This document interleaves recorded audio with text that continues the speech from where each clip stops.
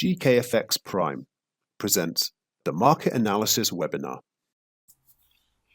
Welcome traders, welcome everybody. You know what time it is. We have another week of market analysis, high probability trade opportunities for you.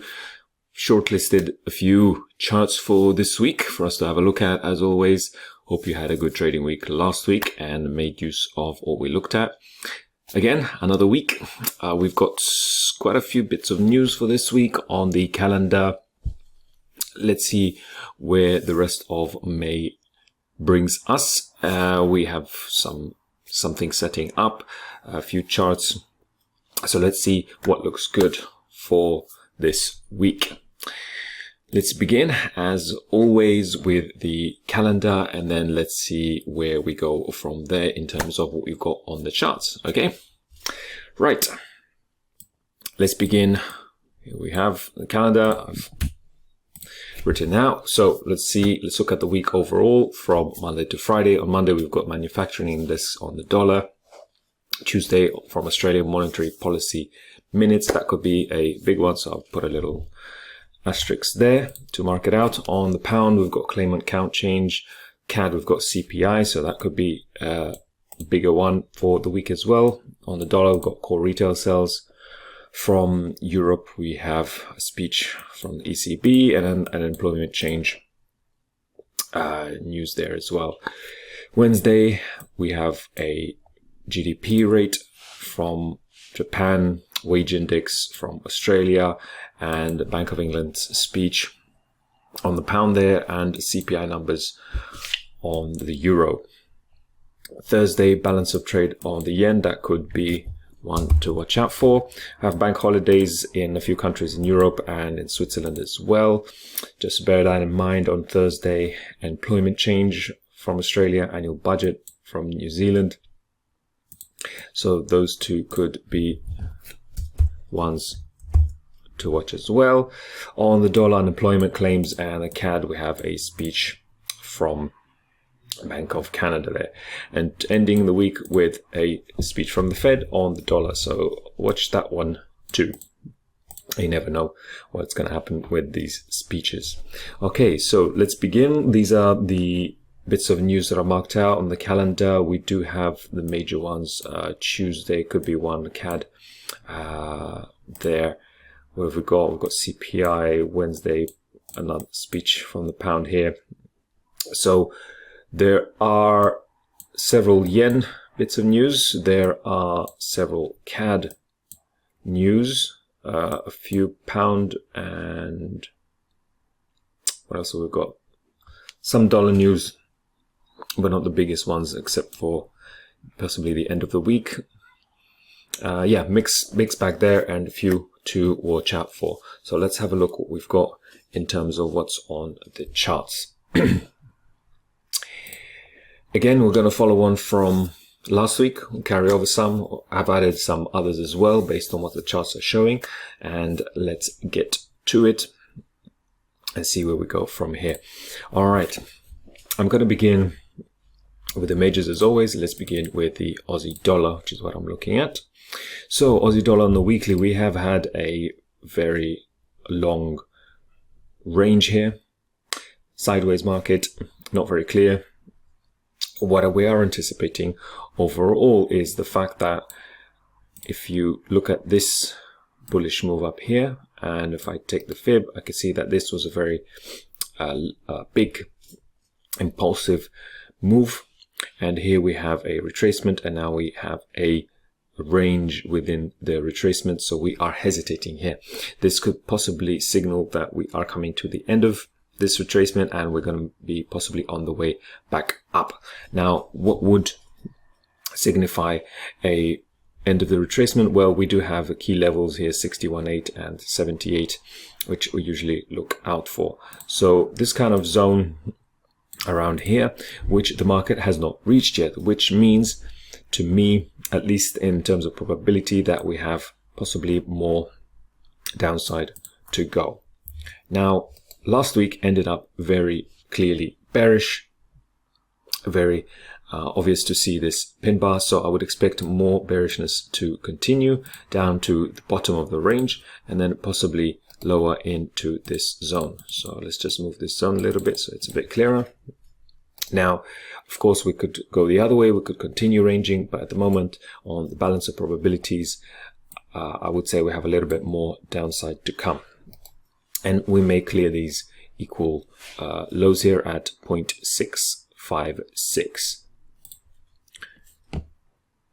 Now that I have got a more higher probability bias and look at the lower time frame, you can see last week pushed higher out of the range and then came right back down inside. So here we have this retracement happening at the beginning of the week. So what I'll be looking for is a price point to enter. So here we've got a price point, a significant price that would be a bit more expensive to sell from. So into this area and then down into the lows, which could be a nice risk to reward.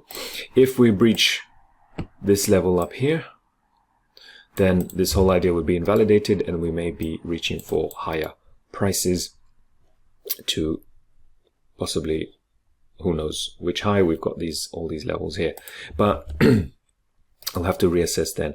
At the moment, because of the bearishness, that is the idea at the moment, looking for this swing, ultimately of course to break these lows and then to come back down, and you know how it goes, the market will create a new or so to say continue on this little trend that has developed here. We broke this structural low, this structural low, this structural low. There's no reversal here, so I would expect to continue. So that will be the idea in terms of the balance of probabilities for this week on Aussie dollar. So looking for that reversal once we get this better price. Okay, so that's Aussie dollar. Let's have a look at dollar yen. So dollar yen, not one that we've looked at recently or in a while, but let's have a look at it now. So what do we see? Well, on the monthly time frame, we have this very clear bearishness breaking the structure of the market to the left here on this low. So we could be possibly heading lower, and you can see this is kind of in a way, a little bit of the reverse of the Aussie dollar. Of course, we are here going by the strength of the dollar. So strong dollar means weak Aussie dollar, and strong dollar in terms of dollar yen means more upside on dollar yen.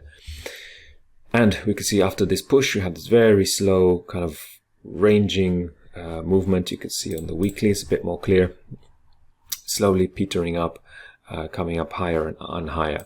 And on the monthly, we can see there has this gap. We have not retraced into this area, so this would be the area I'd be interested in to cover this area. If you want to draw a fib, you can draw a fib if that's your thing, just to see the trace more clearly. We haven't reached the 50 level, as you can see. So here's that 50 level. Let me just mark it here, and this line is the 61.8. Let me just delete this fib. So here we go. Those are two reference points. Go higher. Here's the weekly. Last week we ended up with a bullish pin bar. There was no reversal, so I would expect to continue higher to this high, and ultimately to the 50 level, which sits at, let's mark that price, 39.139. Oops. You go 1395, 1393. Yeah, about there. So that's the idea, to go into that level. Let's go look at the lower time frame. Here's our longer time frame level. Let's look at the lower time frame, and what can we see? Well, we can see the market has pushed higher, broken this structure, and now I'm looking at this level for the market to come into. Kind of the reverse of the Aussie dollar, isn't it? Yeah, sometimes the market can be in sync. So here's the first target level, and then obviously the 50 would be the preferred one, and then possibly ultimately to the 61.8, which is at 142.40 or 60. Yeah, something like that. Let's be a bit more conservative. Oops, say 142.50. And here's that idea. So a bounce, a continuation, and then These lows would be the low. Oops, that's the wrong. Didn't want that. These lows would be the invalidation point. Wouldn't be looking to reach beyond that, because if it does, we're breaking structures and then possibly continuing lower. That's the idea on dollar yen. Okay, so this swing and then higher. On the balance of probabilities, of course. Let's look at another yen pair. We've got CAD yen here. Similar kind of thing on the CAD yen, as you can see. We've had this retracement. Now we're coming back a bit higher. We have this bullish candle last week, broke the high of the week before. And once again, we have this reference point, kind of this zone, this area where price has not come back to. We moved away. So let's see if it does come back to that. On the weekly, last week was an inside bar of the week before that, which ended up closed higher, breaching these highs. So I would expect to see a bit higher prices. And the last swing high will be the next target, and then we'll have these ones that we just marked out, which are 103 and here 104.4, something like that. So that's a decent 200 pips or so away. Let's look at the 4 hour. Once again, similar picture to the dollar yen. We've got this retracement. We now broke this high up here.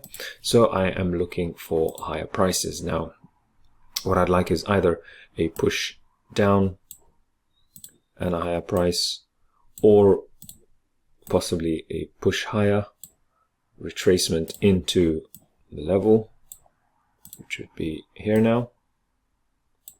And then once that happens, a move higher. So that's the anticipation I've got in terms of the CAD yen on the balance of probabilities, remembering that we do have dollar news for dollar yen, we have CAD news, and we have yen news as well. So we may line up with that, we may not. The market may completely reverse and collapse if the yen gets some strength. So let's see how it plays out in terms of whether this scenario happens and whether we do have the price action actually telling us that we are going higher still. I'm going to wait for that confirmation, and yeah, for the market to show its hand rather than do guesswork and say, oh, it's going here or there. Let's see where it actually shows that it's going, and then we'll make use of that opportunity. So those are the two yen-based pairs. So we've got Aussie dollar, dollar yen, CAD yen. Now let's look at some others. Let's look at euro pound. Now euro pound is one we've been watching for a couple of weeks as well. Here was our targets, as you could see, from a couple of weeks back and last week, and that's what we had. So marked out the zone which we remained into, and then went further down right into the target. So the question now becomes, what do we do from here now that we've reached these targets? So let's just clear up everything. Let's get rid of all of this so that we can look at the charts cleanly. Well, what we've got is we have reached into this interesting zone, interesting area, and the overall much bigger monthly time frame shows bullishness on euro pound. So we've got this impulse move here.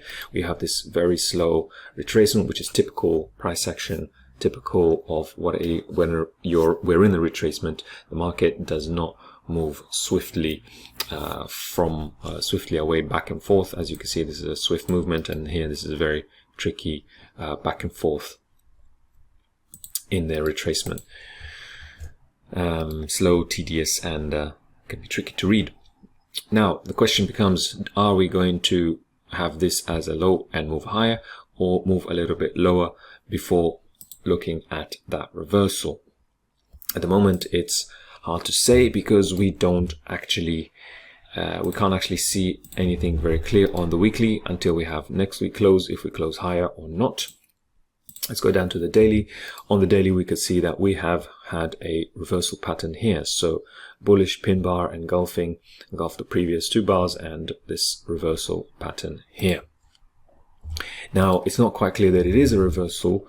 For me, it will only be confirmed once we breach these highs. That will be, the probabilities will really turn in our favor then, if that happens. Now, with this highs being broken, if that is the case, the probabilities will increase, and therefore, looking at higher retracement back down into this level, reversal, and further price action back up to the highs. So we've got this next high, obvious highs, next obvious high, and then next obvious highs here, and then ultimately the high of this entire range retracement. So we've got quite a way to go. That is a long way for euro pound. 200 pips is 250 pips, if I'm not mistaken. It is a long way for euro pound, because euro pound moves slowly in terms of pip counts.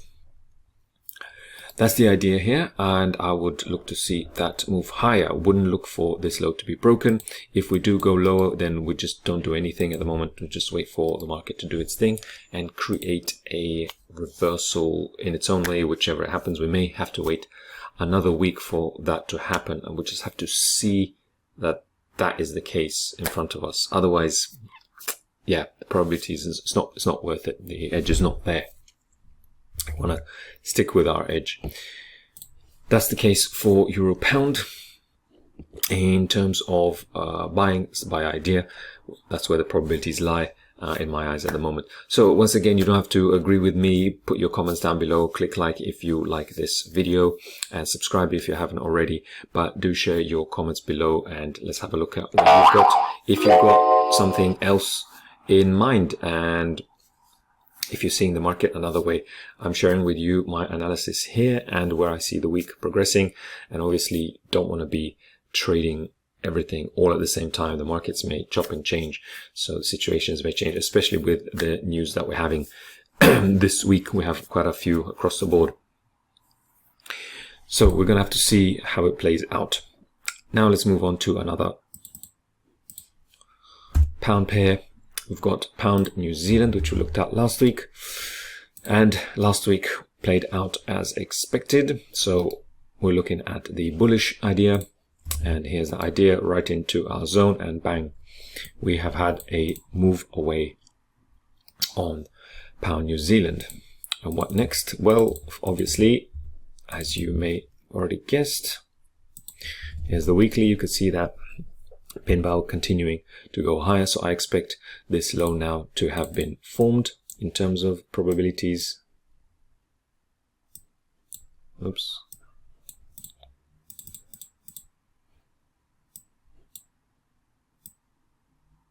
So here's that low.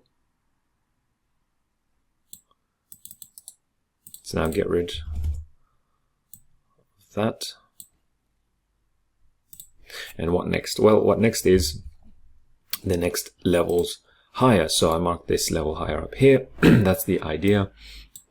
And I would be expecting some kind of continuation of that. What does that look like? Well, quite obviously, here's a level here that we can go into if you want to draw the fib from the low to the high.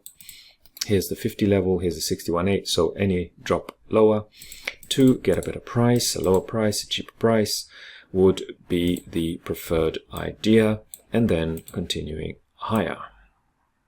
So quite simple now. Once we've had the shift, broke the structure to the left here, 1, 2, now we're having the retracement and then going higher. If that's not the case, if we don't get this lower price, this cheaper price, then this high, as you can see, we're kind of repeating the same things over and over again, right? But we're just exploiting our edge and planning based on what we see in the market and just doing the same thing, right? We want to be consistent. Break higher, as you can guess, pull back, get a better price down to the level, and then continuing on its way. Obviously, this is the preferred one because it's a cheaper price, higher risk to reward, but whatever the market gives, the market gives, okay? So, pound New Zealand, there we go. Back into these highs, we'll have the break of this high, back into this high, and then the ultimate high here. And we are around to 300 and 420 pips away. So decent. let's work with what we've got here. That's what I'm looking at on pound New Zealand. And let me just repeat again, if we have a break of this low, this is the ultimate invalidation point, and I would be scrapping this idea because we're just breaking lower and possibly continuing to the downside. You never know. We'll see what the market gives to us this week.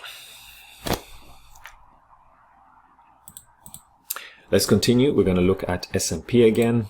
It's one that we've been tracking for a bit.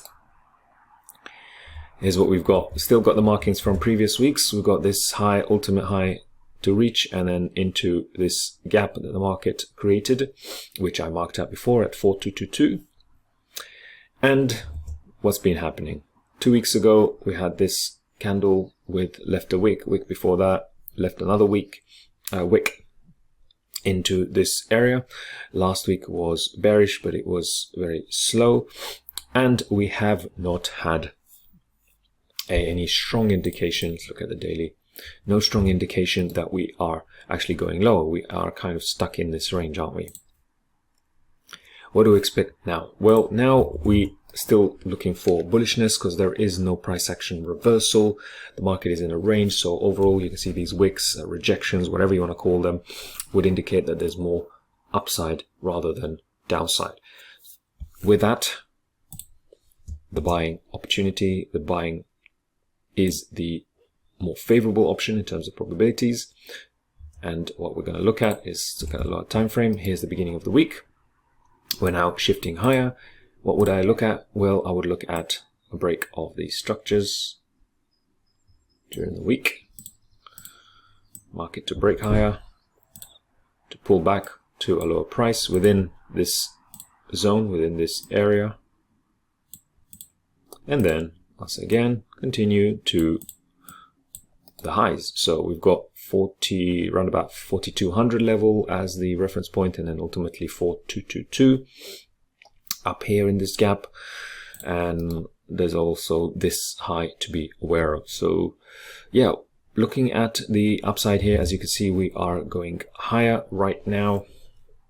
And first I want to see a break to confirm that we're not going lower. There we are actually reaching higher and wanting to go higher. And right now the market keeps trying to go lower, but it's not doing so. It's not really, giving opportunities for traders to you can see breaking the structure and go lower, but it is not going lower. It is just staying stuck in this range and continuing to stay here. So once it breaks higher, then we're breaking to the top side, then we are invalidating all these highs, and therefore the high probability is that we are going higher once we breach and break through. That's the S&P. Let's have a look on the daily. You can see that a little bit clearer. Here's this funny looking range, very messy price action, very tricky to trade, tricky to enter unless you are on a very, very low time frame. We've got this little possible swing. If we break that swing, then more likely that we are heading higher. That's the S&P. Finally, as always, we're going to end up with crypto and Bitcoin, something we'll be looking at for a while. We're still going to track it because we're going to keep an eye on it, stay focused with what we're watching, what we're planning, and seeing as the plan is looking like it's an interesting plan, I would stick with it. What do I mean by that? Well, this is what we're looking at. If you were with me last week or last few weeks, you've probably seen this already. You've seen this chart. You're kind of familiar with what I'm about to say. So sorry if I sound like a broken record and repeating myself, but this is how it's going to work. This is how it is. Sometimes we don't have the setup. We're going to have to be patient, and then wait to for the right moment to shoot. Last week ended up bearish. Weakness. We had this break of structure. You can see that clearly. This is what we planned out for. We had this break of this trend line, exactly what was planned. And as before, I was looking for these lower prices to be hit, and it kind of looks like we are edging towards that slowly. Let's delete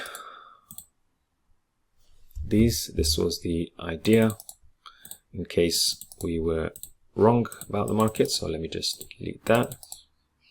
still looking at this gap as the next target, and this one to be the target after that. If you want, I'll mark out the price points here. We've got 35,000 and we've got 39,800. Call it about 40,000, yeah. Much easier with the with these numbers.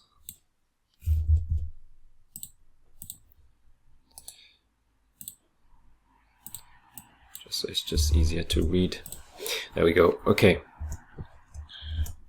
Now we've got broken these structures low. We're going to the downside. So I'm looking now. The higher probability is that as I am looking for these levels to be hit, the probability becomes higher now that we are going to the downside. However, we're bearing in mind that we're trading against the trend. So two things we can do here. One is take the trade against the trend, or just wait for the lower price to come to us and then trade that. Or you could do both. Now, here's a gap reference. Here's another. And here is the first point of reference level that marked out. What we can see at the moment in terms of trading against the overall higher time frame trend is we can see these swings, swing low, and then this is a lower high, we've got lower low, and now we're creating a retracement. We may possibly be bouncing here, creating another swing, and then moving lower. So we've broken this low, see that, broken lower, and possibly creating this swing low. If we get some decent price action, this could be a trade to the downside. If this high is broken, then I will no longer be looking at this short idea to the downside, but preferably, as I was saying in the previous weeks, because we have this ranging momentum, movement, the upside into this level and this lower level going back up to, this will be the obvious first target, but I marked this out before. This and this level will be the obvious next levels to watch out for.